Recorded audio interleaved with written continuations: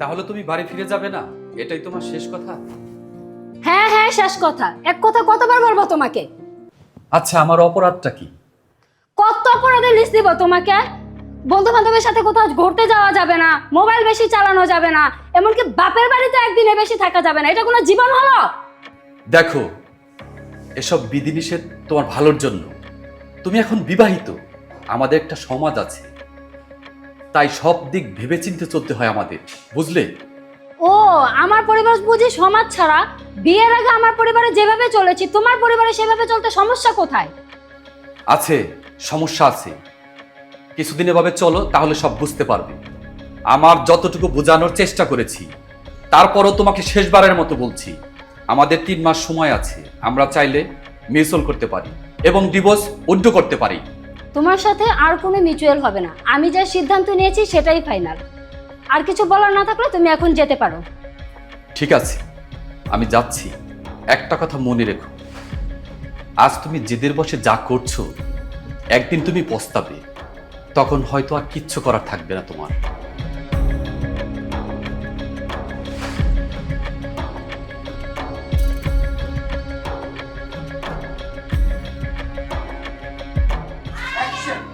একদম ঠিক কাজ করেছো। ও একটা আস্ত ছোট লোক, আনকালচার, সেকেলে আনসোশ্যাল কনজারভেটিভ পরিবারের ছেলে।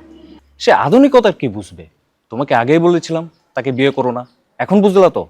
আসলেই ঠিক বলেছো। তোমার কথা না শুনে অনেক বড় ভুল করেছি।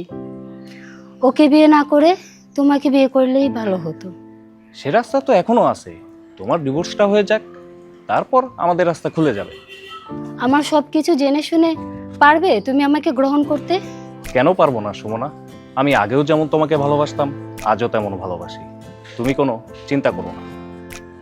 সত্যি তুমি আমাকে এত ভালোবাসো? হ্যাঁ, তুমি অনেক পাশে থাকলে আমার আর কোনো টেনশন নেই।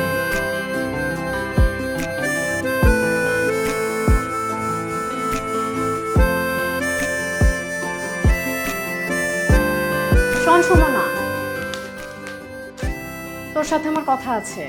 কি হয়েছে মা, বলো। এটা তুই কি করলি সুমনা? এখন আমি সমাজে কি করে মুখ দেখাবো? আহ মা, তোমাকে বলেছে এসব নিয়ে তুমি দুশ্চিন্তা করো না। আবিরের সাথে আমার কথা হয়েছে, কিছুদিনের মধ্যেই আমরা বিয়ে করব। সেটা তো সেই কবে থেকে শুনছি। ডিভোর্সের 3 মাস হয়ে গেল। আবির কি এর মধ্যে কোনো পদক্ষেপ নিয়েছে? সেই ব্যাপারে তোমাকে না ভাবলেও চলবে। আজ আবিরের সাথে আমার ফাইনাল কথা হবে। এখন সে যদি তোকে বিয়ে না করে, তাহলে এই বাচ্চা নিয়ে তুই কি করবি? সমাজে কি পরিচয় দিবি? মা, তুমি বসে বসে দুশ্চিন্তা করতে থাকো। আবির বিকেলে এসে সুসংবাদ দিবে। আবির বিকেলে আসবে, আমি এখন যাই ওর জন্য নাস্তা তৈরি করে আসি।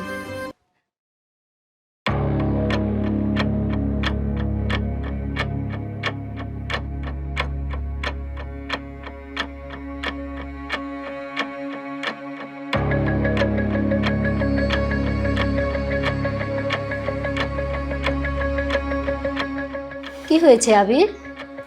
তোমাকে কেমন চিন্তিত দেখাচ্ছে কেন? আজ আমাদের খুশির দিন, আমাদের স্বপ্ন আজ বাস্তবায়িত হবে। কি বিয়ের চিন্তায় টেনশনে পড়ে গেছো? মানে সুমনা, কথাটা যে তোমাকে কিভাবে বলবো বুঝতে পারছি না। কি হয়েছে আবির, কোনো সমস্যা? হ্যাঁ, বিরাট ঝামেলা হয়ে গেছে। বাবা মা কোনোভাবেই তোমাকে মেনে নিতে চাচ্ছে না। তারা আমার জন্য অন্য মেয়ে পছন্দ করছে। এইসব তুমি কি বলছো আবির? তোমার মাথা খারাপ হয়ে গেছে? মাথা খারাপের কি আছে? তুমি কি চাও আমি তোমার মতো একটা ডিভোর্সি মেয়ের জন্য বাবা মায়ের অবাধ্য হই, পৈতৃক সম্পত্তি থেকে বঞ্চিত হই? কিন্তু এখন অনেক দেরি হয়ে গেছে আবির। তুমি জানো আমি তোমার সন্তানের মা হতে যাচ্ছ, তাই তো? এটা কোনো বিষয় না। এই যুগে এরকমটা হয়, ওটা নষ্ট করে ফেলো। তার মানে তুমি আমাকে বিয়ে করবে না?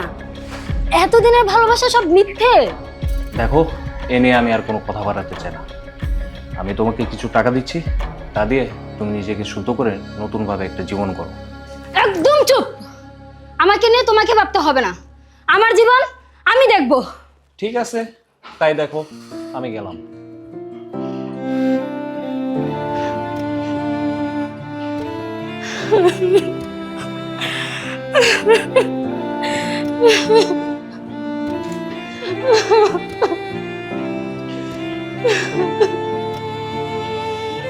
Ha ha ha.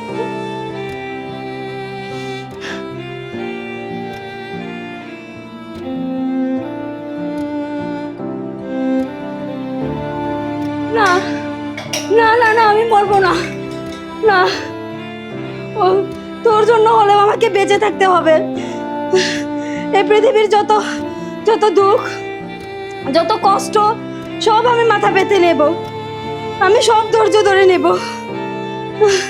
আমি সব ধৈর্য ধরে নেব তোর জন্য। সব মাথা পেতে নেব আমি।